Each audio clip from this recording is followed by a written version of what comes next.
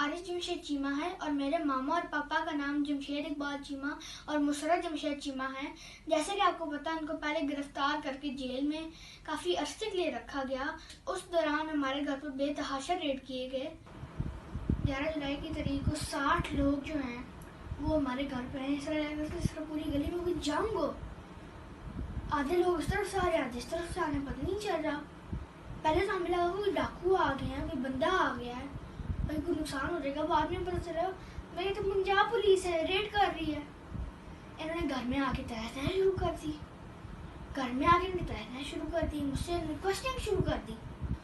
इनके पास ना ही वारंट था, ना इनके पास लेडी पुलिस थी। मेरे जो अंडर ट्रीटमेंट जो मेरा भाई है उसको उन्होंने उसके ऊपर 2 लोग खड़े कर दिए और गन्स के साथ हैवी वेपन्स अंदर लाए थे। तहस नहस वगैरह करके सारी चेकिंग वगैरह करके जा रहे थे और रास्ते में और जाते जाते ये मेरे 2 व्हीकल्स ले गए, एक लैंड क्रूजर और एक वीगो डाला। उसको चोरी कहते हैं क्योंकि आप मेरे घर में आए हैं, आपने परमिशन नहीं ली, कोई डॉक्यूमेंट नहीं लिया, आप आए हैं, आपने चाबी मांगी, आप ले के चले गए। उसके ऊपर मैं स्कूल जाता हूँ, उसके ऊपर मैं सारा ट्रांसपोर्ट करता हूँ। 9 मई की मजम्मत मैंने और मेरी पूरी फैमिली ने की है। और जो हमारे ऊपर जो जुल्म हुआ है आज, उसकी मजम्मत कौन करेगा?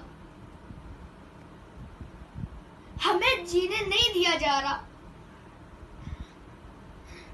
हमारे ऊपर जुल्म होता है, हमें जीने नहीं दिया जा रहा।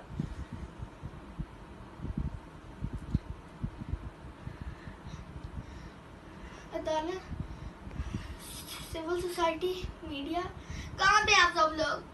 आप मुझे बताएं मैं क्या करूं? मुझे बताएं मैं क्या करूं?